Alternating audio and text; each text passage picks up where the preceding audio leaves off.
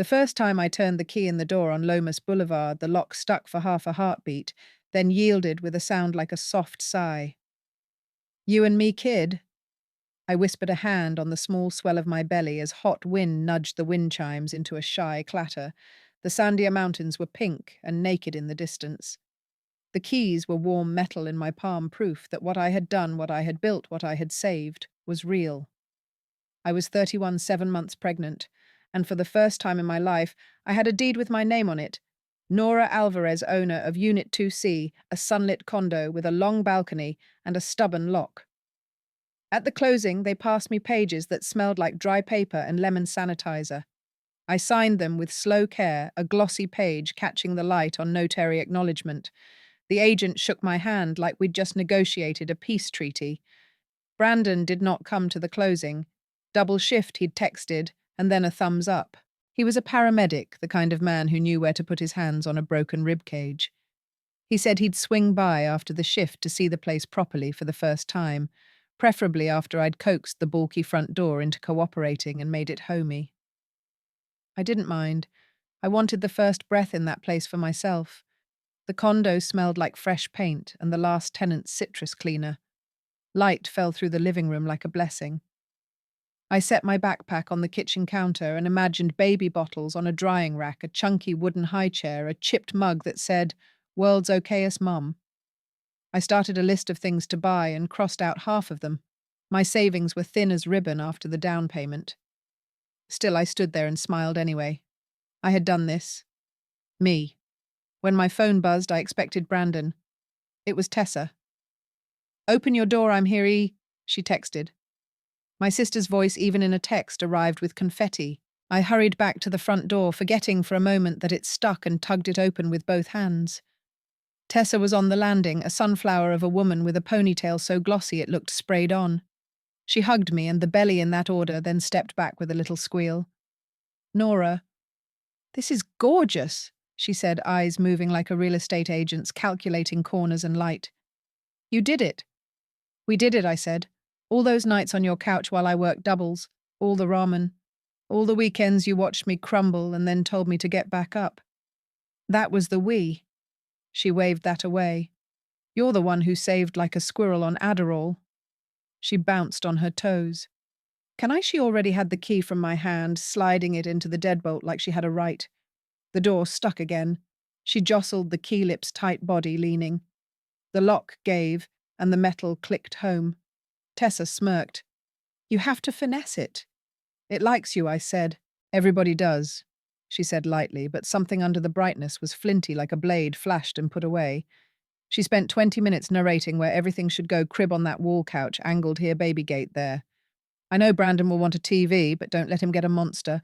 This room wants conversation." She vibed the place like a psychic until she announced she had to leave for her Pilates class, hugging me, hard cheeks warm. At the door, she paused and traced a little heart on the door frame with her thumb. "For luck," she said. I watched her clip down the stairs, her blonde ponytail swinging like a metronome. The heart was a smudge the color of skin oil. I rubbed it away. I don't know why. Maybe because it felt like a claim. Brandon came at 9 with a bouquet of grocery store sunflowers and a head full of tired jokes. His uniform smelled like heat and antiseptic. He kissed my cheek like an apology and asked to see the view. We stood together on the balcony, the city beyond us in the little squares of blue pool and brown roofs, the sandias turning bruised purple. He slid an arm around my waist and put the flowers down on the concrete. "Proud of you," he said. "Of us," I said, but the words were lighter than I wanted. He had not saved for this place. He had promised to pick up more shifts, then arrived with stories of downright biblical nights that ended with him asleep at Tessa's because her place was closer to the station. That last part scratched at me, but I swallowed it. Family was family. We ate takeout on the floor. He made a big show of how good the red chile was, fanning his mouth with a paper plate, eyes quick to me for my laugh. He put his head on my lap while I told him my plan for painting one wall a color called thundercloud, like rain in a desert. He said if I wanted to name a wall after a thundercloud, who was he to get in the way of meteorology? We christened the place with gentle kisses and then careful sweet sex. Afterward, when his breath smoothed out to sleep, I lay awake listening to new sounds, the hollow ring of footsteps in the hallway, The whisper of someone's TV, the night trains dragging whistles down Central like a sigh. I felt the baby roll a little fish, turning in a little sea, and thought, this is our home. I knew because every movie had taught me that orchestras only swell in a scene like that when they plan to snap the bow in half later. I did not hear the orchestra. I heard only wind and an old house settling. It didn't take long for Tessa to treat the condo like a coffee shop where she had store credit. She let herself in when I was at work. I texted, you didn't answer, and left a linen throw on the couch and a jar of marbles for whimsy. She opened a utility drawer and declared it the junk drawer, then judged me for not having a junk drawer already. I laughed it off and told her to knock next time. She tilted her head. I did. You didn't hear me. This was the thing about Tessa. She said the world was the way she said it was. If you argued, she made a face like you were being rude to facts. Brandon backed her up kindly like a therapist who had decided to triangulate us for our own good. She's just excited, he said. You know how she is. I do, I said. It was 100 tiny things. A toothbrush appeared in the guest bathroom. A pair of flip-flops I didn't own lurked by the balcony door. Tessa spent a Sunday afternoon reorganizing my pantry to save you money and time, then labeled everything like a school lunch. I opened a can of beans and burst into tears for no reason I understood. Brandon held me while I cried into his shirt, murmuring about hormones, about sleep. One coarse thread on his collar scratched my cheek. I stared at that thread because I couldn't stare at the hollow that had opened in my chest.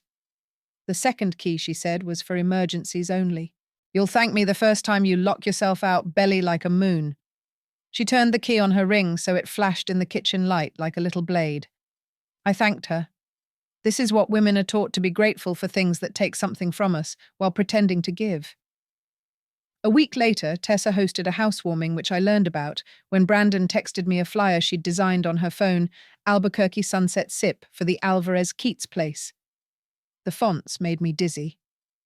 The background was a filtered image of my balcony. I was at work on a 10-minute break, standing by an industrial fan that smelled like hot plastic. I called her. You didn't ask. I'm telling you, she said. It's family. It's love. People want to celebrate you. I don't have the budget for a party. Leave it to me. Her voice did that I have already decided gloss. And it's not in your condo, it's by the pool at sunset. I booked the grill. Brandon offered to bring beer. Brandon, who hated grocery shopping, had offered to bring beer. The party was an Albuquerque postcard. The sky went from mango to watermelon, and the mountains did their magic. My mother and father came through with a cooler, and my aunt Yaretsi drove in from Rio Rancho with a pan of tamales that could end wars. Tessa worked the crowd like a senator. Brandon wore a button-down and chucked beer in a tub of ice. A neighbor named Cheryl arrived with a dog named Pinot and a suspicious potato salad. It was perfect. I was the princess of my little kingdom, wearing a cotton dress and a smile that felt like a pinned corsage. It was Tessa who, near the end, when people were loose and loving and slightly sunburned, raised a plastic cup. To the house, she said. People cheered. To the little one, she added, motioning to my belly, and the cheers doubled. Then she looked right at me, and so gently I wanted to pretend I misheard, said, and to keeping it in the family. I laughed like I didn't feel the floor tilt. What's that supposed to mean? She beamed. It means we are a village. This place is part of our story, you know? And then she leaned into Brandon's side, laughing the way sisters lean into brothers-in-law, affectionate and careless. Someone turned up the music, people danced. The moment slid by like oil on water. Later, when we were cleaning up, I asked Brandon, what did she mean? He frowned. She meant what she said, that we're all in this. I wanted to say that people who were in something didn't usually need to say it. They lived it. They didn't print flyers and declare it like land taken on a technicality. But I was tired, and I loved my husband and my sister, and loving two people at once is sometimes like trying to hold a rope that is being pulled in opposite directions by boats that do not see each other. I told myself to sleep on it. I slept like an anvil dropped down a well. The first crack was an email from the title company, or what looked like the title company. The subject line was a long rectangle of urgency, urgent addendum to condominium title, ownership correction. The email address had the company's name in it, but with one letter out of place, like a freckle you don't notice until you do. It said there was a minor clerical error on my deed, and that an addendum affidavit would fix it. The attached PDF looked official enough with a fake notary stamp and a blank for a second signature as witness. There was a red arrow pointing to an empty line like a bossy finger. They asked me to sign and email it back ASAP to avoid penalties. I forwarded it to Maya, my best friend since 6th grade, who had grown up to be the kind of paralegal who can see through paper. She called me so fast the phone buzzed in my hand. "Do not sign that," she said. "Do you hear me? I will come to your house and staple your fingers together if you even think about touching a pen. It's probably just scammy. It's scammy. The address is wrong by 1 letter. The notary stamp is wrong by 3. And nobody decent puts red arrows on legal documents. It's like Comic Sans for frauds." I laughed the kind of laugh that feels like oxygen returning to a room. Then Maya said in a quieter voice, "Who would send this to you?" I said what I thought I was supposed to say. Some bot pulled my name from public records. "Maybe," Maya said. "Forward it to me and don't reply. I'll call the title company myself." She did. The real title company told her they had not sent me anything. They sent me a screenshot of their real email address.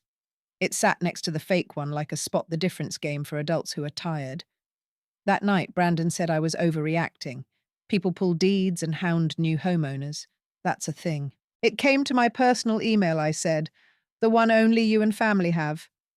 He shrugged. "You're public everywhere, Nora. Joy of the internet." Tessa, when I told her, widened her eyes like a silent movie actress and put her hand to her chest. "Thank God for Maya. You could have lost your shirt." "I could have lost the house," I said. "The house," she echoed, gaze flicking to Brandon. It was so fast I almost missed it, like a finger tapping a shared joke.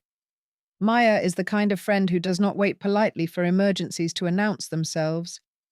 She arrives with a tote bag full of snacks and solutions and plants herself at your kitchen island.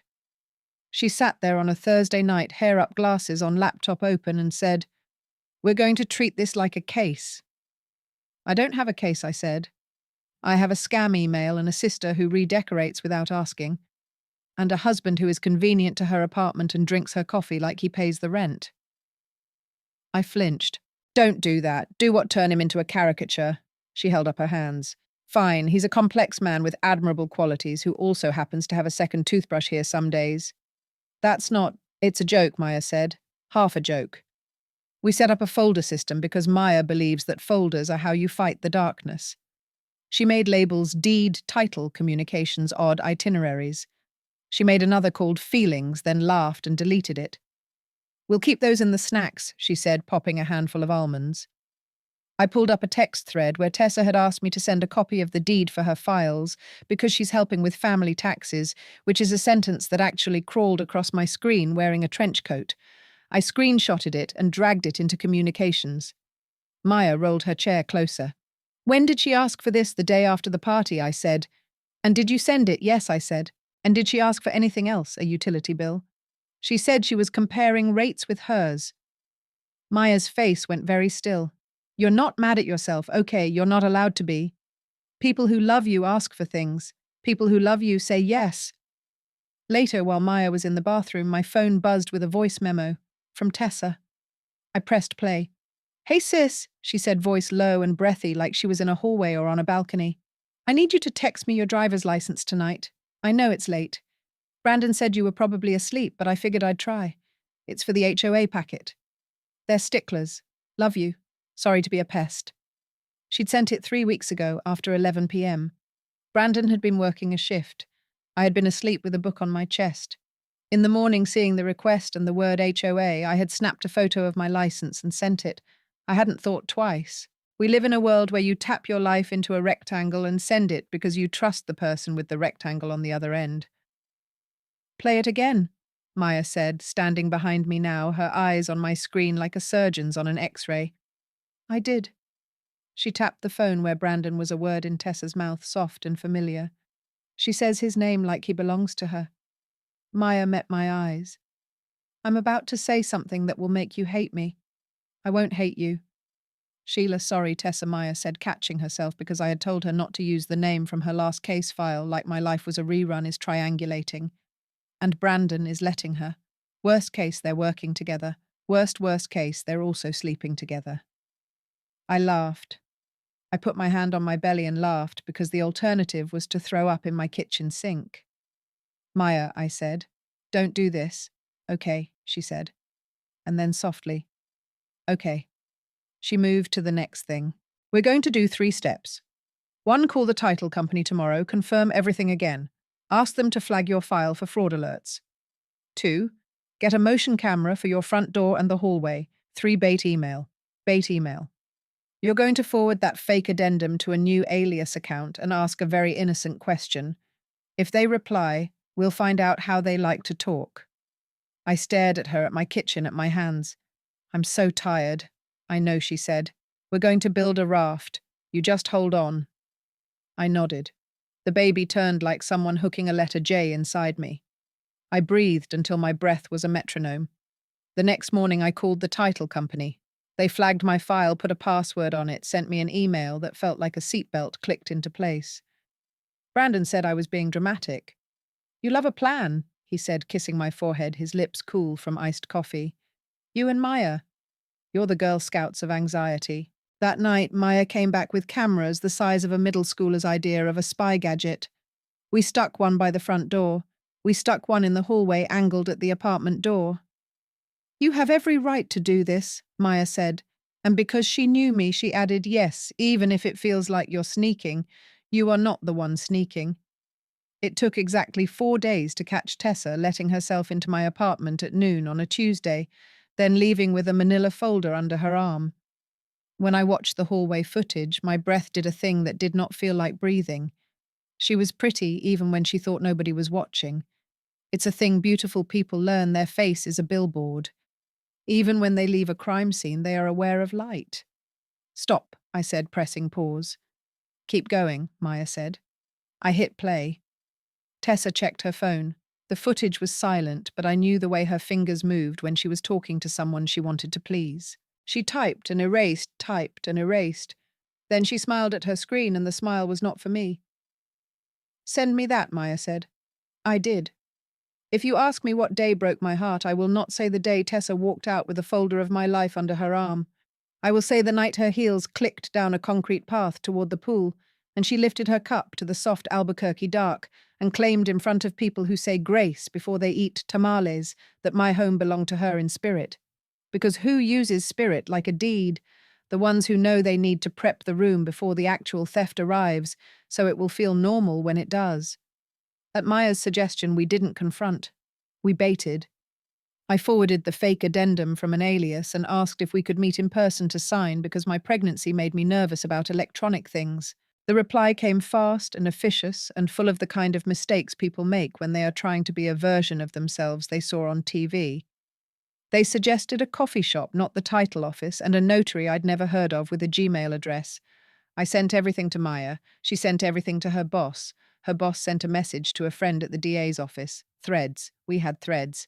Then Maya did a thing that I will never stop loving her for. She volunteered to be me. We look alike in bad lighting, she said. I'll wear your hoodie, put my hair in a messy bun, and go sign your addendum with a recorder in my bra. You're not doing that. I absolutely am, she said. You are 7 months pregnant, and your heart rate is a metronome set too fast. Sit. Eat this banana. The banana was still green on one end. I ate it anyway. The coffee shop was one of those places that sells both espresso and crystals. The sign said, Sage and Steam. The barista had a nose ring that looked like a tiny gold anchor. Maya slid into a corner table that smelled like patchouli and hard chairs. She had a recorder app open and a real recorder tucked where no barista would ask her to take it out. She set her phone face down, but left the camera on. Below the table, her leg bounced. She texted me under the table in position. I texted back, I hate this. She sent a cat emoji with big eyes. A woman walked in wearing a blazer 2 sizes too small and a lanyard with a pretend badge. Her hair was rigid with spray. She sat spread papers like cards and said hello Ms. Alvarez with the confidence of a magician about to produce a dove from a sleeve. Maya said hi. She did not offer a hand. She let the woman explain the clerical error and point to the red arrows on the addendum. Then Maya said, I don't sign anything without my husband. She looked toward the door. When the bell jingled, I knew 2 things would arrive, a man playing notary and Tessa. The man was first late 40s little jawbeard clipboard. He had a stamp that looked like he'd bought it at a swap meet. Then came Tessa wearing black like a person who had practiced disability from guilt. She stopped when she saw Maya, and her face did a thing I recognized from childhood, the microsecond shake before she put her smile on. I came to support, Tessa said, sliding into the seat. It's a lot of paperwork. Maya pursed her lips like a woman holding it together. You're the one who told me to forward everything here, she said, voice careful, not accusing. I figured you know, witness. Tessa glanced at the notary and the agent, and in that glance we learned who was in charge. She lifted a page and pointed to a line for a witness signature. Her finger shook. Her nail polish was the color of fresh blood. Maya said mildly, Who is the second owner? What the woman in the blazer said. This line, Maya said. It says current owners plural. Who is the other owner? That's a template, the woman said. Don't get hung up. Maya looked down as if to hide a blush and said I texted Brandon to come. He wanted to be here. She glanced at the door like she expected him. In my car outside, my breath landed shallow and then shallower. Brandon was at work. I knew that because I'd called the station and a man with a kind voice and a run of bad nights had told me my husband was on a 12. Tessa's mouth tightened. You don't need Brandon, she said softly, like a person telling you that you don't need a coat while opening your window in January. I want him, Maya said. The woman in the blazer sat back, eyes flat. We can reschedule. We can, Maya said. But before we do, can we run one little experiment? She reached into her hoodie pocket and pulled out a single sheet of paper. It was a printed screenshot, the fake email, the handle with the off by one letter, the metadata at the bottom. Can you tell me why the title company is emailing me from a server in Kansas City? The woman blinked. The notary scratched his jaw. Tessa's lipstick looked like armor. And then Maya said, the thing that changed everything. Actually, could you hold that thought? Because I want to make sure I'm recording. She placed her phone face up on the table and tapped the screen. The woman in the blazer moved like she had been slapped. The notary rose, a puppet yanked by a string. Tessa gave a little laugh. Nora, you're being dramatic. Maya smiled with all her teeth. I'm Maya, she said. Nora's friend. The DA's office is in the parking lot. I'd love for you to stay and explain your process. They didn't. The woman grabbed the papers. The notary stuffed the stamp into his back pocket. Tessa's eyes found the door and fled. On camera, they looked like people who had just been told the room had shifted a degree to the left, and gravity was now a suggestion. Maya let them go.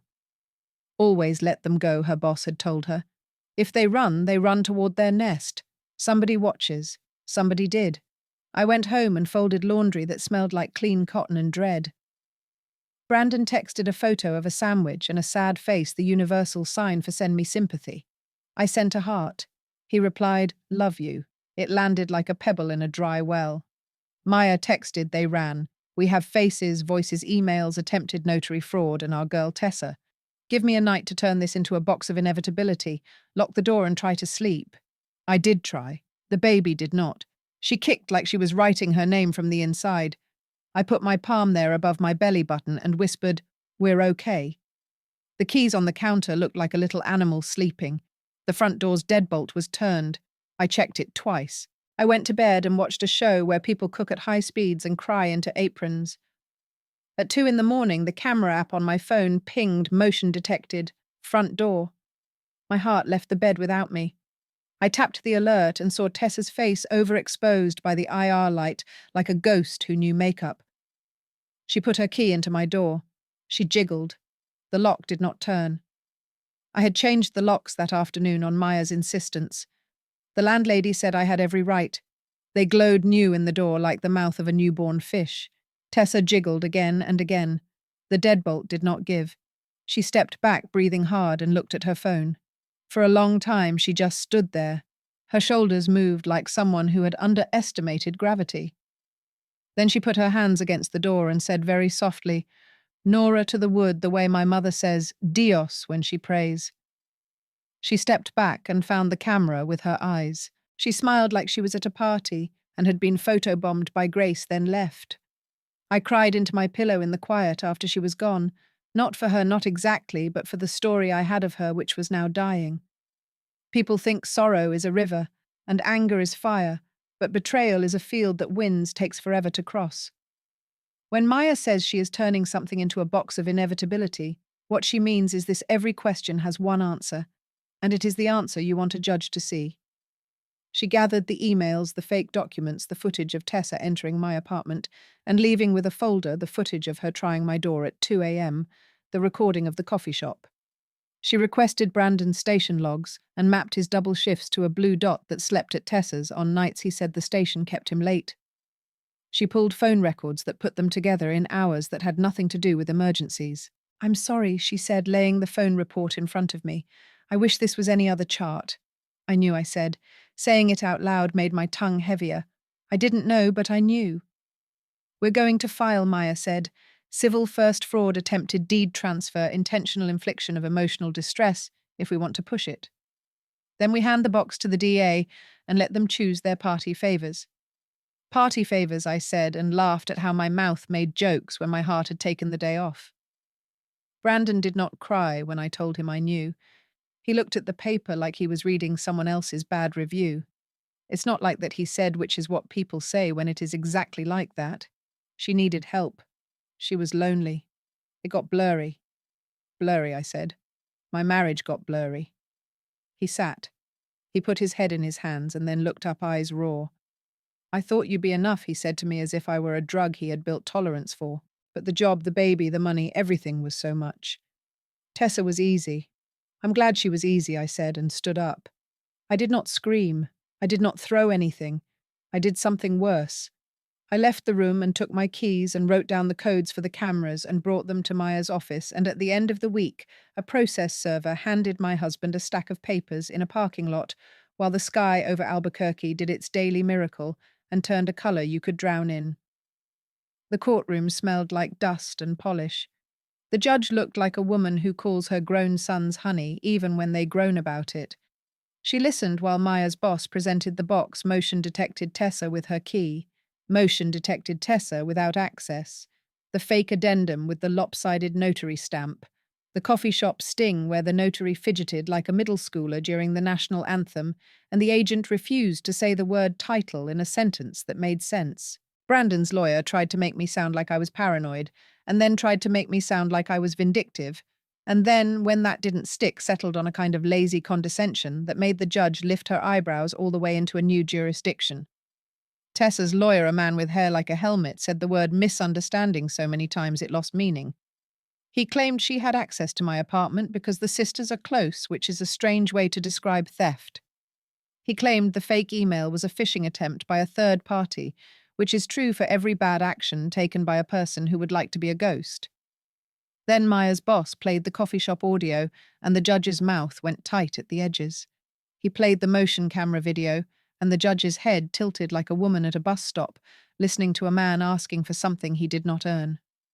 When it was my turn, I swore on a Bible and tried not to shake. I told the judge about buying a house with my name on it and a baby rolling under my skin, and a lock that liked my sister better than me. I told her about red chili on paper plates and sunset parties and words like family used as scaffolding to steal. I did not cry. I wanted to cry because everyone believes a woman more when she delivers her pain as water, but I spoke like a person reading a map. "This road goes here. This turn takes you past the gas station and the big windmill. If you do what I did, you will end up in a place you did not mean to arrive. Do not do what I did. Or if you do, make sure you have a Maya." Brandon looked at his hands. Tessa looked at the judge with the eyes of a girl who had talked her way out of every consequence she deserved by smiling a certain way. The judge ruled the way gravity rules. She voided the attempted transfer. The notary and the agent got their own troubles. The DA took my box and made a copy and told me they would be in touch. The judge granted my divorce with a line that felt like a zipper closing dissolved. She gave me the house. She looked at Tessa and said quietly, "You will leave your sister alone," and when Tessa opened her mouth, she added, silence with the kind of authority that stops water. When it was over, I went to the parking lot, and the Albuquerque sky did its thing again. and I felt a breath move in my body that didn't belong to shock. It belonged to a woman whose life had not ended, only tilted. Here is what people do not tell you about winning. It is a relief and a grief. The box of evidence closes like a door, and then you have to live in the rooms beyond it. The day I moved the last box back into my condo, a monsoon thunderhead blew up from the south and cracked open like a dark egg. Rain came hard, then sideways, then gentle. The mountains wore a veil. The air smelled like wet dust and the sharp green of the desert waking up. I sat on the floor in the living room and opened the box labeled kitchen. I pulled out a chipped mug that said, "World's okayest mom." I had bought it for myself because the joke felt like a permission slip. I made tea and held the mug with both hands and whispered to the baby. "It's just us," I said. "We are enough." On the balcony, the wind chimes argued and made up. A neighbour's dog barked once and then thought better of it. Somewhere on Central, a man shouted a song. I took a breath that didn't hurt. The lock on the front door was new. It did not stick, but sometimes I wished it would. I liked the idea of a door that asked for a little finesse. It feels good to coax a stubborn thing into doing what you need it to. Maya came over with a bag of groceries and a bottle of something sparkling and not alcoholic. She held her glass up and said, "To notaries with licenses and people who mind their own business." "To girls who don't," I said, and we clinked. I did not hear from Tessa for a long time. When I did, it was a letter mailed without a return address in handwriting that tried to look like someone else's. She said she was sorry. She said she had loved Brandon and hated herself for it, and then loved herself and hated me for it, and had not known how to stop. She said sorry again bigger. She said if I threw the letter away, she would understand.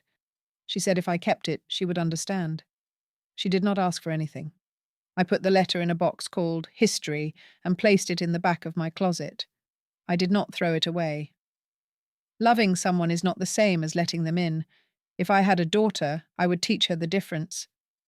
I went into labor in the afternoon while the sky was so bright it felt like the color white had been turned up too loud. The drive to the hospital was a math problem solved by a woman who used to walk without thinking about it, and now knew with a clarity that felt like a knife, each turn, each stop, each breath. The nurse talked like a coach at a swim meet. The room beeped like a friendly robot. Maya held one hand and my mother held the other, and I pushed every story I had ever told myself about how weak I was out of my body like a lie. When they put her on my chest, I did not think about Brandon or Tessa or deeds. I thought about how someone new had been printed out of me like a photograph, and how she smelled like the inside of a house where the windows have just been opened.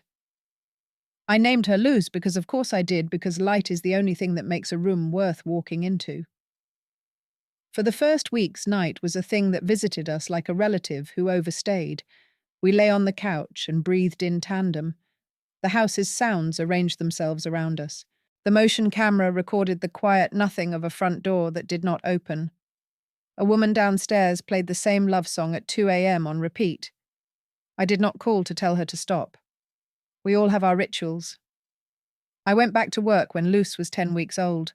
My body remembered how to sit at a desk, how to lift a fork to my mouth and chew, how to click and drag and talk about deadlines. People said congratulations and how are you? And some said in that lowered way people use when approaching altars, I heard about your sister. I said thank you and we're okay, and if they were kind enough to deserve it. It was hard, and then it was harder, and then it was fine. Maya became the aunt who brings noisy toys and leaves cackling. My parents became the grandparents who make soup to solve every problem. On Sundays, I took Luz to the park off Lomas, where a woman sells palettas from a cooler and teenagers practice skateboard tricks and men in straw hats argue about baseball with the sincerity of theologians. We walked circles in the sun and I told her the names of every tree and dog. She did not care about the names. She cared that my voice made a shape in the air that spelled home.